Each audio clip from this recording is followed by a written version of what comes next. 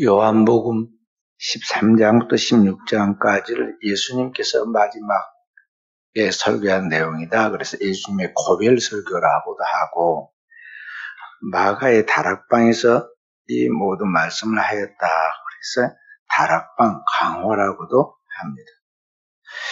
그 마가의 다락방에서 행한 주님의 고별 설교에서 가장 강조한 것이 무엇이었느냐 하면은 성령에 대한 말씀입니다.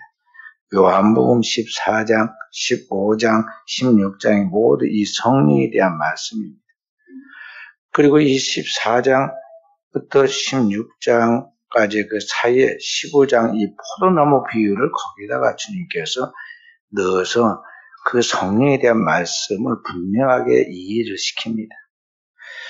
주님께서 여기 성령에 대하여 성령과의 오늘 우리와의 관계를 이해시키려고 말씀하면서 주님은 자기 자신을 일컬어 나는 포도나무요 라고 말씀하십니다.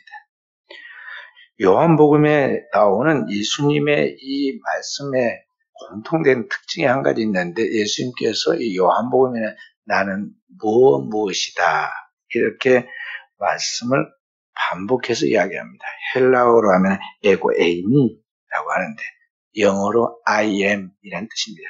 나는 이다. 나는 포도나무다. 나는 세상의 빛이다. 나는 생명의 물이다. 나는 생명의 떡이다. 나는 선한 목자다. 이런 식으로 주님께서 자신을 우리에게 다양하게 설명하고 우리에게 어떻게 주님이 일하시고 역사하시는가를 지금 말씀해 주고 있는 것입니다.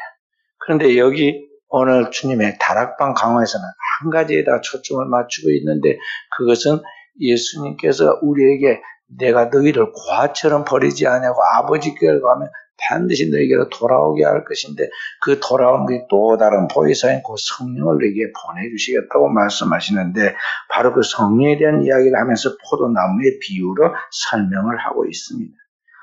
그것은 포도나무의 이 가지와 줄과 잎사귀를 통해서 생명의 열매가 맺히도록 생명이 흐르듯이 영원하신 하나님과 그 눈에 보이는 하나님의 형상이 우리 속에, 우리 영혼 속에 하나님의 생명인 성령이 어떻게 흐르고 있고 어떤 결과를 가져오는가를 말씀해 주시려고 여기에 지금 포도나무 비유를 이야기한 것입니다. 구약 성경의 시편 80편 8절에 보면 주께서 이렇게 말씀하십니다. 주께서 한 포도나무를 애굽에서 가져다가 열방을 쫓아내시고 이를 심으셨나이다. 출애굽한 이스라엘 백성들, 애굽에서 이스라엘 백성들을 그들을 그대로 통째로 옮겨서 약속의 땅 가나안에 심어놓은 이야기를 포도나무를 가져다가 애굽에서 가져다가 거기에 심었다고 이렇게 묘사하고 있습니다. 그러니까 오늘 우리가 하나님 앞에서 포도나무의 비유의 이야기처럼 항상 우리의 삶에 풍성한 열매가 따르고 좋은 결실이 있으려면 이 주님과의 관계 속에서 하나님께 속하여 하나님과 연결된 삶을 살아가야 하는데, 바로 그런 것을 나타내는 좋은 비유로 여기 포도나무의 이야기를 했다는 것이죠. 그래서 마음속으로 한번 생각해 보시기 바랍니다. 이 포도나무가 있습니다. 지금 마음속으로 그림을 그려보자면 그 포도나무에 원 줄기가 있습니다. 줄기는 그대로 남아있죠. 불변합니다. 그 다음에 거기에 줄기에서 가지들이 좌우로 쭉 뻗어나가죠. 이 가지는 생기기도 하고 잘라내기도 하고 가변적입니다.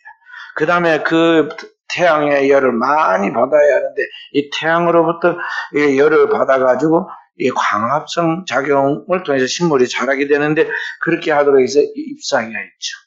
포도 줄기는 그렇게 통통하지 않은데, 이 잎사귀는 얼마나 포도 잎사귀는 왕성합니까? 태양열을 받아들이는 그런 역할을 하죠. 그리고 그 포도나무의 줄기에 생명이 공급되는 땅에서부터 그 수분이 그 진액의 뿌리를 통해서 올라가게 되죠. 그런 생명적 연결을 통해서 서로 의존하여 마침내 열매를 맺는 것입니다. 여기에 주님께서 나는 참 포도나무요 그렇게 말한 것 같이 가짜도 있다는 것이죠. 가짜. 열매를 맺지 못하는 이 포도나무, 그런 가짜 포도나무죠.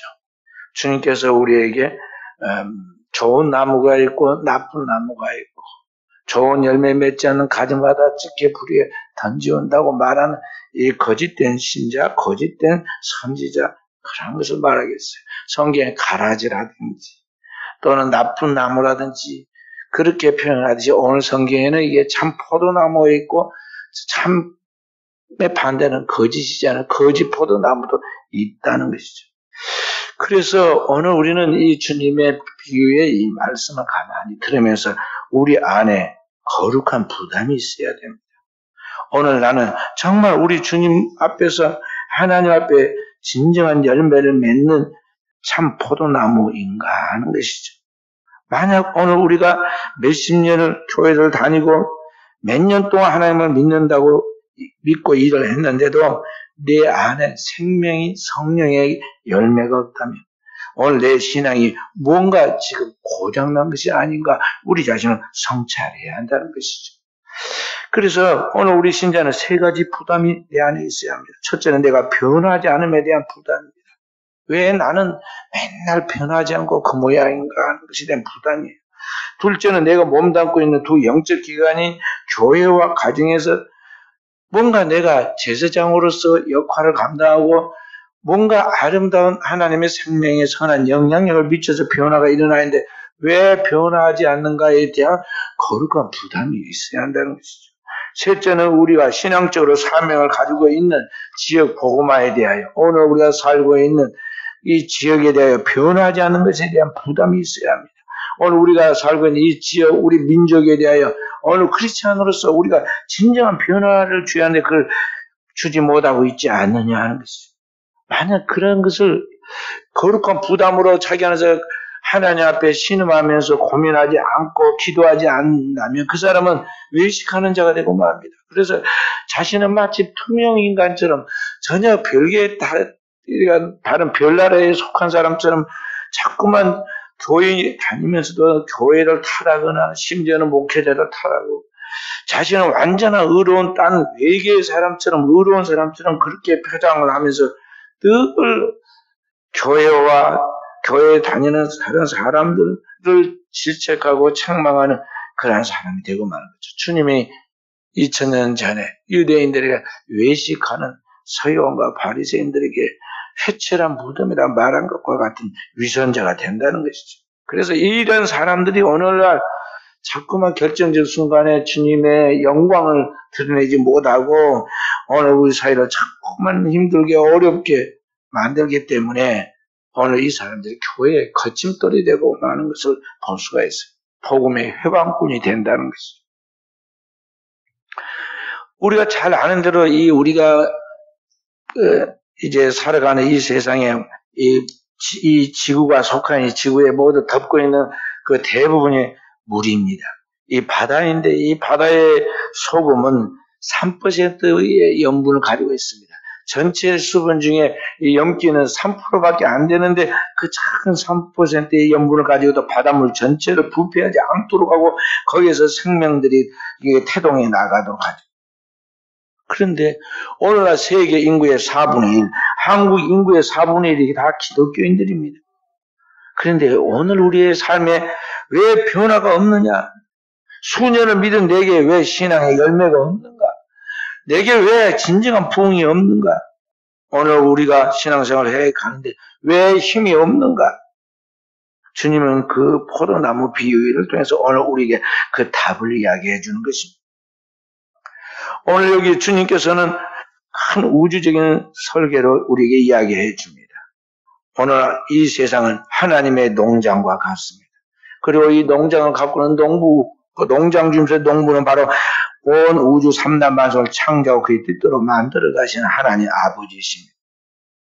그리고 이 땅에 생명을 주는 그 생명의 원 줄기는 포도나무와 줄기와 같은 바로 예수 그리스도 하나님의 아들 성자이신데 바로 그 성자 예수를 이 땅에 심어놓은 분이 누구냐? 포도나무를 심어놓은 분이 바로 하나님 아버지십니다. 성부 하나님이십니다. 그리고 오늘 우리는 누구냐?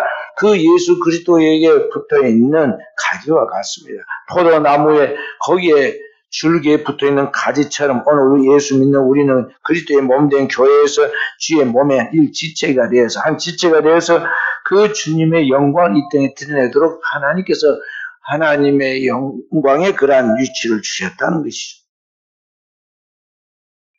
근데 어떻게 이 포도 열매가 맺느냐? 가지가 포도나무 줄기에 굳게 붙어있기만 하면 거기에서 수액이 공급되어가지고 포도의 결실이 이루어진 것 같이 오늘 우리 성도들은 줄기와 같은 그리스도 예수에 굳게 붙어있기만 하면 거기에 풍성한 결실이 따르는데 오늘 우리가 문제는 그렇게 붙어있는가 하는 것이죠. 어쨌든 여기에 많은 결실을 거두어서 오늘 8절의 말씀처럼 너희가 많은 열매를 맺으면 아버지께서 영광을 받으실 것이라 하시는 말씀처럼 농부이신 하나님께서는 이 세상 참나 만세 모든 걸 동원하고 그 아들 독생자 예수를 보내서 우리로 하여금 그의 피로 구원받고 하나님의 자녀로서 이 땅에서 생명의 풍성한 열매를 맺어서 아버지께 영광 돌리도록 하기 위하여 우리에게 하나님 앞에서 잘 되도록 수고를 하고 계신다는 걸 알아야 돼. 그래서 하나님은 농부처럼 일하시는 하나님, 그 일을 지어서 성취하는 하나님이라고 말한 것입니다. 그런데 오늘 우리에게 그와 같은 열매가 있느냐 하는 것입니다. 이게 신앙생활 하면서 우리가 하나님 앞에 다른 누구를 타다가 뉴스에서 나온다 해서 같이 바보처럼 그 사람들이 교회를 청하는데 자기는 교회 안 다니고 딴 세계에서 온 사람처럼 같이 교회를 비난해서는 안 되고 그 사람이 바로 나라는 거 알고 부끄러워할 줄 알고 우리는 하나님 앞에서 새벽마다 밤중에 신앙의 양심을 가지고 두렵고 떨림으로 우리는 거룩한 신음을 해야 돼요. 하나님 뜻대로 하는 근심이 오늘 우리를 살린다는 것이죠. 그렇다면 오늘 우리가 하나님 앞에서 어떻게 이와 같은 하나님 찾으시는 열매, 여기서 열매는 성령의 열매를 말합니다. 지금 계속해서 요한복음 13장, 14장, 15장, 16장을 쭉 가면서 거기서 주님이 강조한 것이 성령에 대한 부분이에요. 그러니까 여기 이 성령에 대한 이야기입니다. 이 성령의 열매를 어떻게 많이 거둘 수 있는가, 어떻게 열매를 맺을 수 있는가를 이야기하고 있는데 어떻게 성령의 열매 맺는 생활을 할 수 있는가? 주님이 지금 크게 두 가지를 이야기합니다. 첫째는 가지치기를 해야 한다는 것이죠. 여기 오늘 1절에는 나는 참 포도나무요 내 아버지는 농부고 너희는 가지라. 그 이야기 주님께서 하시죠.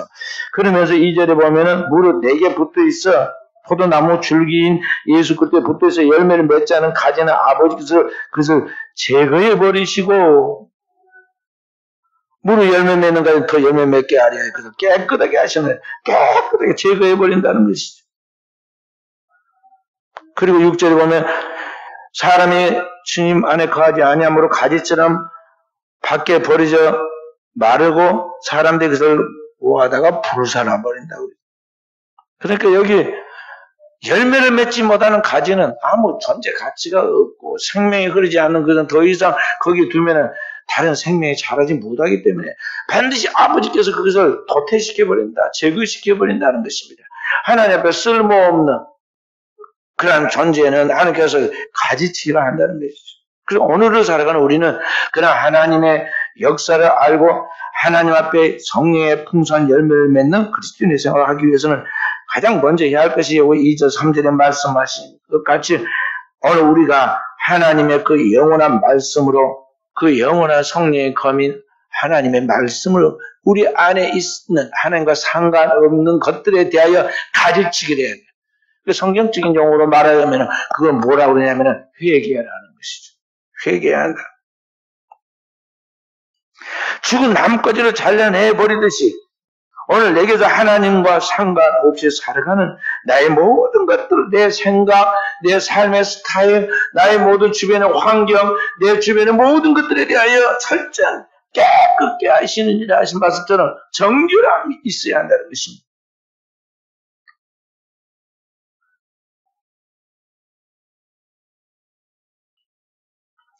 우리 그리스도의 예수의 사람들, 하나님을 믿는 사람들은요, 그리스도 예수를 믿기 전과 믿고 난 이후의 삶이 그리스도 예수께서 나를 구속해 주신 그 진리의 말씀에 대한 복음을 확실하게 알게 전과 그리스도 예수의 복음으로 말미암아 내가 그리스도의 피로 구원받아 하나님의 자녀가 되었고 그의 지체가 되었다는 사실을 확실하게 깨닫는 이후의 삶이 완전히 낮과 밤처럼 달라야 돼요.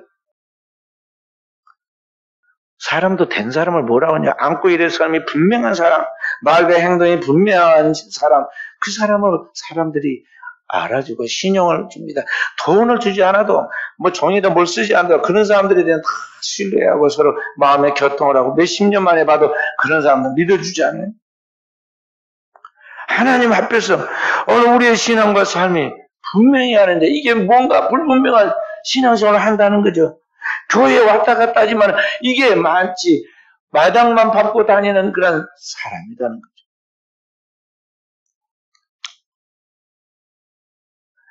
학생들이 학교를 다 가방 들고 가지만 다 학생이죠. 겉으로 보기에는 다 학생입니다. 거기에 보면은 1등도 있고 꼴등도 있고 나중에 보면은요 명문대학교 간 학생도 있고 지방에 있는 학교도 못 들어가는 학생도 있어요. 그래서 운명이 달라집니다. 옛날에는 대학교 안 다녀도 가방 들고 대학 근처를 다닙니다. 그럼 대학생인 것까지 그 분위기와 그 부리에 어울려 다니는 사람이 많았어요. 그래서 그런 사람을 뭐라고 하냐, 묵고 대학생이라고 그랬어.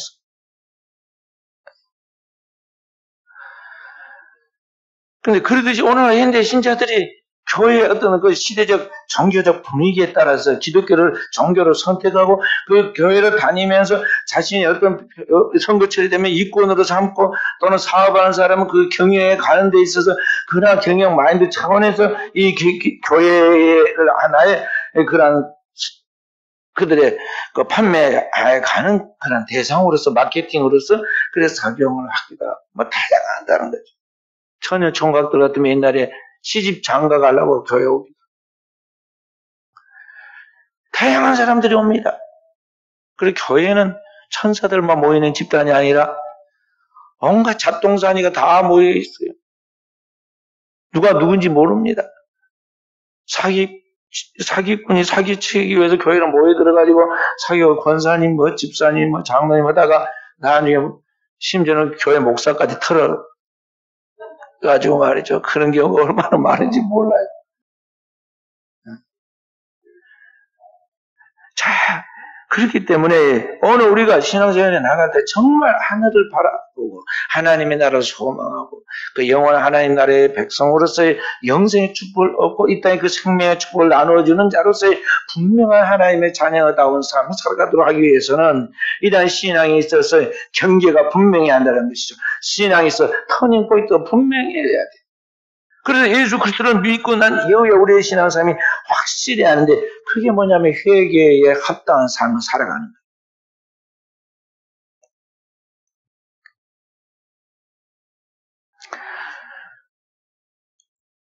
마태복음 4장에 보면 세례 요한이 주님의 오심을 준비하기 위하여 요단강에서 회개의 세를 선포하니까 많은 그래도 양심 있는 사두개인, 바리새인, 서기관들이 모여들었습니다. 그럴 때 그들을 바라보고 세례요한이 좋은 말 하지 않았습니다. 야, 독사의 자식들아, 누가 너희로 하여금 임박한 진노를 피하라고 하더냐. 도끼가 나무뿔에 놓였으니 회개하지 않은 자마다 이미 찢겨 불에 던져질 것이다. 그러므로 회개에 합당한 삶을 살라고 그렇게 이야기해 줍니다. 회개에 합당한 삶을 살아. 우리가 어떻게 하니까? 옷 두 번인지 하나 나눠주고 군인들은 세금 받은 거, 또 월급 받은 걸 만족한 줄 알고 더 불평하고 욕심 탐욕 부리지 말고 굶주린 자에게는 먹을 걸 주고 하면서 세례 요한이 구체적인 생활에까지 그런 지적을 해주죠. 회개란 오늘 현대인들이 생각한 것까지 그냥 마음으로 좀 뉘우쳤다. 그리고 좀 마음에 찔리니까 조금 내가 하나님 앞에 잘못했어요 하고 눈물 찔끔하고 그리고 그냥 이래서 그게 회개라 생각하면 안 돼요. 그 회개의 그런 마음으로 시작을 하는 것 뿐이지 회개가 실제로 내 마음에서부터 내 감정을 통과해서 내 입술에 고백으로 나오고 그것이 내 삶을 통해서 이 것과 새로운 것이 완전히 달라져야 돼요. 회개에 합당한 삶이 오늘 생활의 거룩한 습관으로 몸에 배어서 나로 하여금 그리스도의 그런 생각과 사상으로 언어로 행동으로 나와서 오늘 우리의 삶속에 그리스도의 빛이 비치고 그리스도의 선한 영향력으로 향기가 나타나고 그리스도의 그 선한 열매가 있어서 많은 사람들에게 그 영광이 그런 것들을 통해서 하나님께 영광이 돌아가도록 만들어져야 한다는 거예요. 그게 회개에 합당한 삶이에요. 그렇게 할 때 주님께서 우리를 어떻게 하시냐?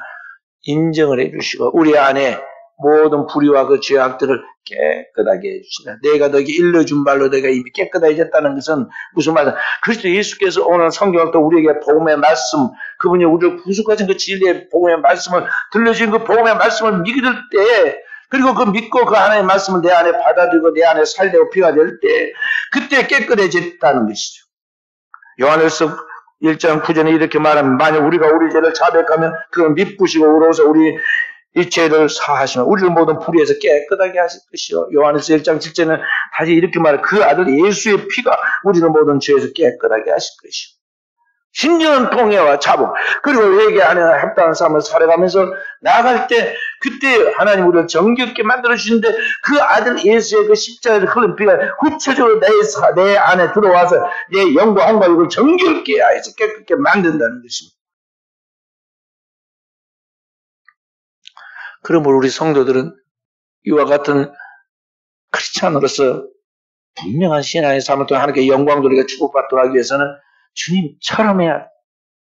예수 그리스도께서 우리 죄를 짊어지고 세상 찔러진 속죄의 어린 양으로 속죄의 생애를 사시고 속죄의 그러한 고난을 당하시죠. 그가 죄가 있어서 매를 맞은 것이 아닙니다. 우리 죄를 짊어지고 우리가 담당할 그런 저주와 재앙과 고난을 대신 담당하시죠. 그리고 십자가에서 피 흘리시죠. 그리고 우리가 대신 우리가 회개할 것을 대신 회개하시잖아요. 누가복음 22장 44절에 보면 주님이 겟세마네 동산에서 우리를 대신해서 아버지 앞에 대신 기도를 합니다. 얼마나 기도를 간절히 열심히 반복해서 했든지 힘쓰고 해서 더욱 간절히 기도하니 땀에 땅에 떨어진 핏방울 같이 됐다. 근데 우리는 다 퍼져서 잠만 삽니다. 내일을 하면 되겠죠. 다음에 일어나세요. 저부터 그래요. 뭔 잠이 그렇게 많은지.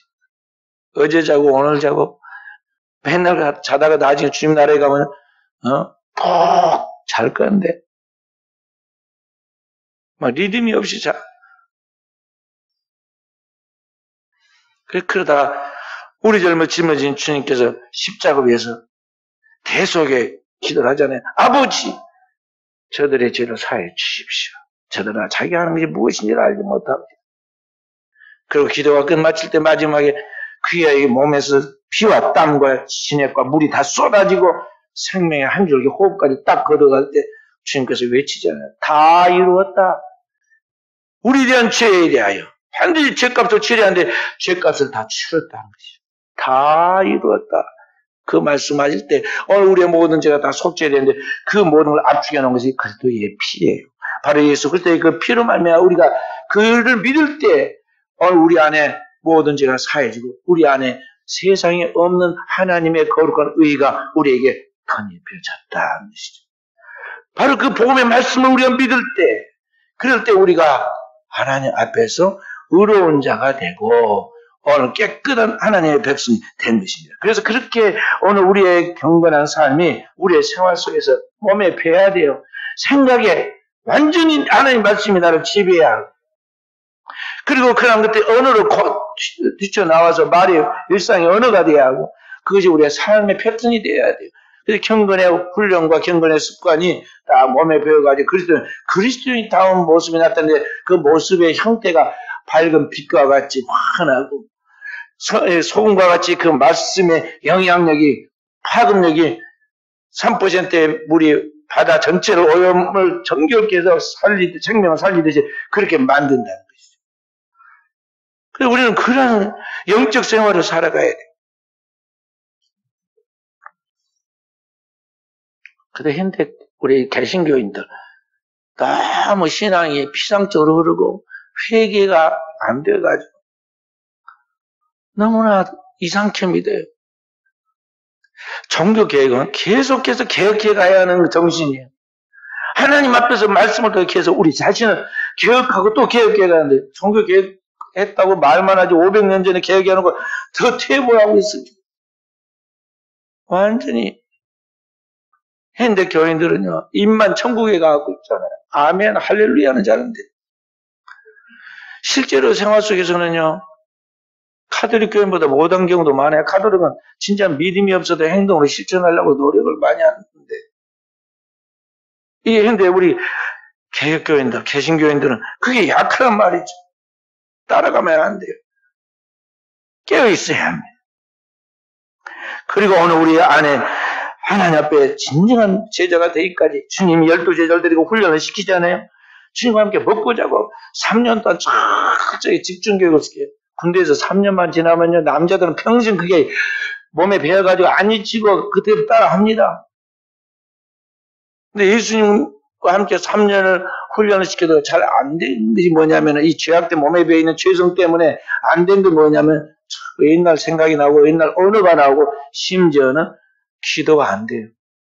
그래서 예수님의 12제자들이 마지막까지 훈련받은 게 뭐냐면 기도 훈련이었어요. 주님의 복음의 말씀을 받고 그 말씀을 붙들고 기도합니다. 근데 기도가 잘 안 돼가지고 맨날 졸다가 예수님한테 책망받았잖아요. 어찌됐든 그렇게 할지라도 주님이 너희는 이렇게 기도하고 또 기도를 가르치고 시험을 통해 깨어서 기도하고 또 본을 보이고 그렇게 하는 가운데 체질이 변화되게 되고 마침내 주님이 부활 승천하실 때 제자들이 그때서야 청개구리처럼 정신이 바짝 들어가지고 마가의 다락방에서 모여서 기도에 힘쓰더니 길게 기도하지 않고 열흘 만에 성령이 임하시잖아요. 그래서 초대교회 성령의 역사가 일어나서 하나님 나라의 순식간에 바로 그 당대에 주님께서 말씀 예루살렘에서 온 유대가 땅까지 있어 복음이 전파되라는 말씀이 바로 그 당대에 이루어집니다. 그래서 오늘을 살아갈 우리는 어떻게 우리의 삶 속에서 하나님의 성령의 풍성한 열매를 맺느냐?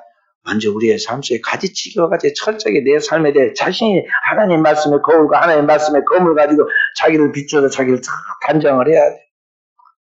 그리고 주님의 형상과 모양으로 빚어라는 것이죠. 5세기 때, 지금부터 1500년 전에 어거스틴, 성 아우구스티누스라는 분이 있었습니다. 이 사람은 너무 똑똑하고 잘나가지고 사람이 살만하면 죄 짓잖아요. 막 돌아다니면서 젊음에 방탕한 생활을 하고 유명하고 돈이 많았기 때문에 그 사람은 온갖 그런 탕자적인 생활을 합니다. 그러다가 그 어머니 모니카의 10년 기도에 결국에는 무릎을 꿇고 크리스천으로 이제 다시 돌아오죠. 그리고는 돌아와서 그때부터 진짜 기도하고 경건의 거룩한 습관을 몸에 배도록 훈련합니다. 그리고 그가 기록한 그런 신앙과 삶과 신학에 대한 것들을 정리하는 것들이요, 1500년의 기독교 역사에 선한 영향력을 미칩니다. 그래서 나중에 후세는 그들을 불러서 성 어거스틴, 성 아우구스티누스라고 이렇게 부른 거예요. 그가 쓴 참회록이 유명한데요. 참회록이 많이 나와 있습니다, 시중에. 근데 그 중에 성 어거스틴 참회록이 가장 사람들이 인정을 받죠. 그 참회록이 바로 그가 진정을 하나님 앞에 회개하려고 몸부림을 치고 회개에 합당한 삶을 살려고 했던 그런 흔적이에요. 오늘을 살아가는 성도, 저와 우리 성도들은요, 삶 속에서 이 회개하는 그런 참회록을 써내려가야 돼요.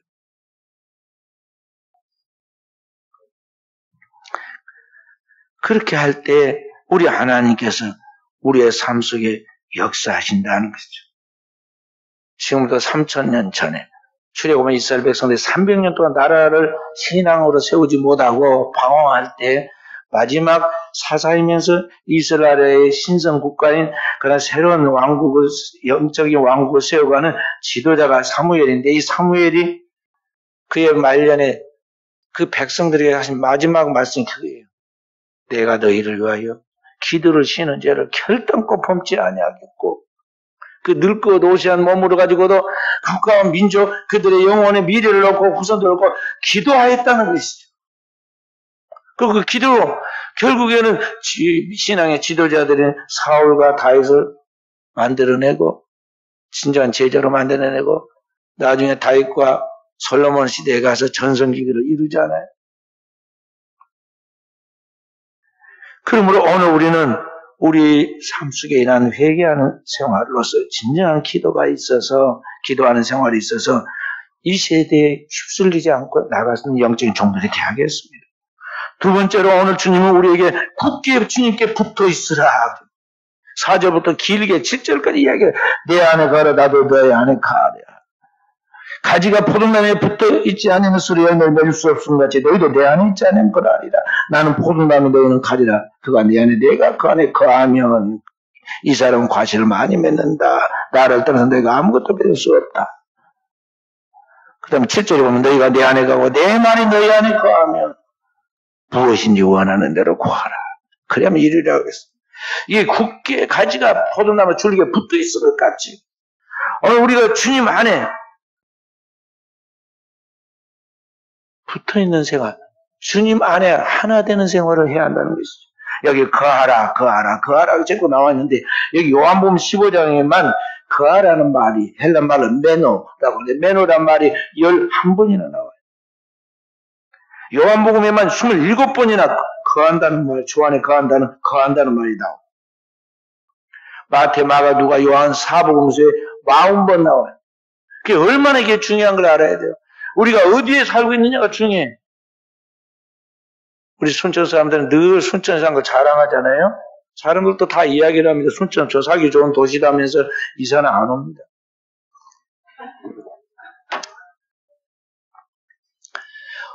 어디가 사는가가 참 중요한데 오늘 우리의 삶의 이 영혼의 터전이 어디냐 이 말이죠.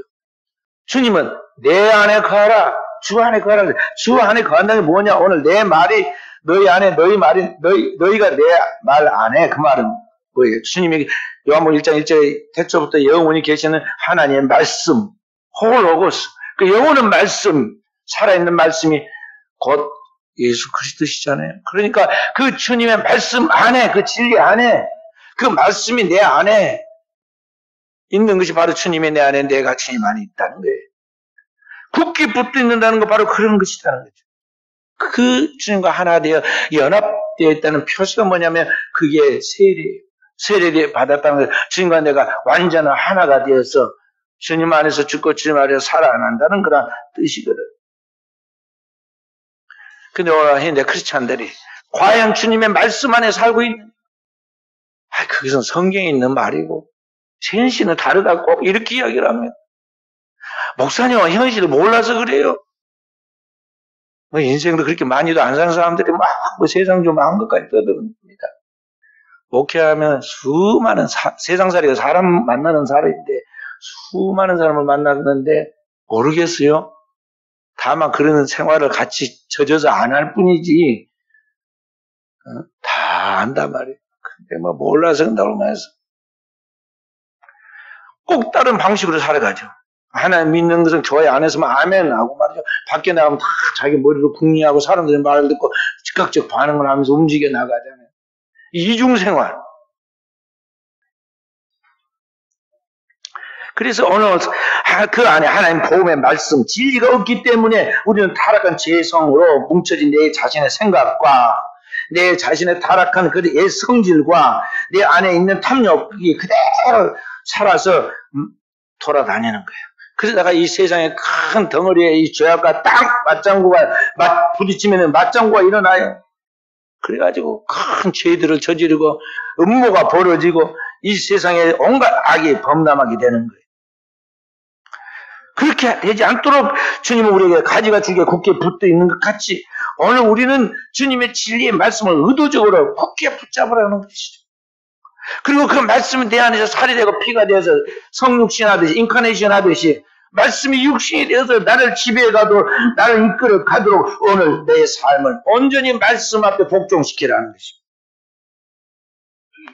그래야 이 저주받은 멸망의 세상에서 이 종말에 파멸하지 않고 이 홍수와 같이 범람하에 떠내려가는 이 죄악된 세상에 거기에 허우적거리지 않고 살아날 수가 있는 것입니다.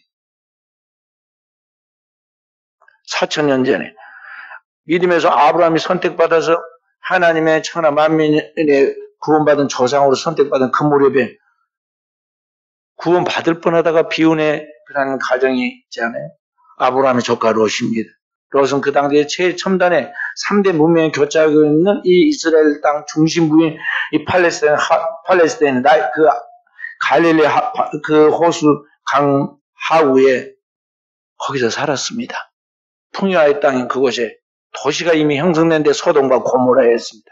소돔과 고모라는 이 도시에 살고 있던 여럿이 거기에 보고 들으면서 그 문화를 보고 듣고 거기에 즐기면서 자기도 모르게 세속화돼가지고 영적 감각을 잃어가지고 믿음의 조상의 아브라함이 그렇게 잘 믿어야 된다고 이야기를 하고 복음을 전해줬지만 그리고 심지어는 천사가 직접 와가지고 오늘 밤 너 나가지 않으면 너 내일 아침에 불과 여왕으로 이 도시가 불탈 때 너 죽는다. 너 가정 파멸한다고 이야기를 해도 태평하게 뒤에 뭉구적거리고 안 나가려고 버텼잖아요. 얼마나 감각이 없으면 그렇게 됐겠어요. 천사가 다급하니까 강제로 막 양쪽 손에다 하나씩 끌고 이렇게 가족들을 다 데리고 새 천사가 겨우 끌고 나가가지고 가족들이 구원받았는데 몸뚱이는 나오는데 마음에 미련이 남아있던 그의 부인은 소금기둥이 되고 말았잖아요. 오늘 이 시대가 그렇습니다. 마지막 때는 꼭 소돔과 고모라 때 롯의 때와 같이 된다고 주님이 그랬잖아요. 이 시대에 우리가 정말 깨어 있어서 영적으로 하나님 앞에서 살지 않으면 이 세상의 뉴스 지식, 세상에 있는 드라마, 세상에 있는 온갖 오락과 문화 이런 것을 통해서 그게 그대로 계속 유지될 줄 알고 거기에 어울려서 돌아다니다가 결국에는 하나님께서 모든 걸 다 불태우고 끝 마칠 때 그때 최후의 종말까지 안 가더라도 개인적인 하나님의 죽음으로 종말을 줄 때 그때 후회하고 아무리 발버둥을 치고 저는 무수하게 죽어가는 사람들의 그 비참한 모습을 봤어요. 큰 소리는 막 평상시에 엄청 칩니다. 그러다가 마지막 죽을 때면 너무너무 초라하고 비참하게 말해요. 아, 내가 지금 죽을 때가 아닌데 어떻게 하면서 그 살아보려고 발버둥을 치지만은 한 번 하나님이 딱 정치면은 끝나듯이 학교 정치면 끝나듯이 한 번 그 얘기를 딱 이제 너는 금방 끝마치고 오너라 그러면 끝이야. 그때 살아보려고 아무리 주의 정을 붙잡고 말이죠. 아이고, 내가 죽은 자가 보이고, 막 누가 보이고, 저기 와갖고 막 한다고, 저거 좀 어떻게 해주라고 그래도 주의 정도 안 되는 거예요, 그때. 하나님은 정한 시간이 끝났어. 살아있을 때, 하나님이 우리에게 건강 주시고, 기회 주시고, 환경의 여건을 갖춰 주실 때, 그때 주님을 찾아야 하는데, 그 맑은 정신으로 하나님이 건강 주실 때, 힘 주실 때, 그때 주님을 의지하고 나가야 하는데, 그때는 다 딴짓하고 세상에 파묻혀서 세상 사람과 똑같이 살다가 어느 날 갑자기 구원 받으려고 하니 구원이 제대로 이루어지냐 그냥 구원 받아요. 예수 믿고 선택받은 사람들은 구원 받는데 어떤 거냐? 롯과 같이 부끄러운 구원을 받는다는 말이죠. 하나님 나라에 가면 정말 상급도 없고 영광도 없고 멸관도 없고 부끄러운 구원을 받아. 땅에서도 조금 공부를 더 많이 했느냐 덜 했느냐 조금 더 돈이 있느냐 없느냐에 따라서 사는 것이 막 질적으로 차이가 있어가지고 사람이 유화감을 느끼고 또는 막 그 초라함을 느끼고 자존심이 상하고 그런데 잠깐이라도 그런데 영원한 세계에서 어떻게 그 수치를 견뎌내면서 살겠어요? 그 부끄러움을 그 부러움을 어떻게 감내하겠냐는 거죠. 그래서 오늘 우리는 그 영원한 하나님의 나라에 상급을 받고 하나님 나라의 영광뿐만 아니라 이 땅에서도 하나님의 풍성한 열매 맺는 성령의 열매 맺는 생활을 하도록 하기 위해서 우리는 우리 주님 앞에 굳게 붙어 있는 생활을 해야 한다는 것입니다. 할렐루야.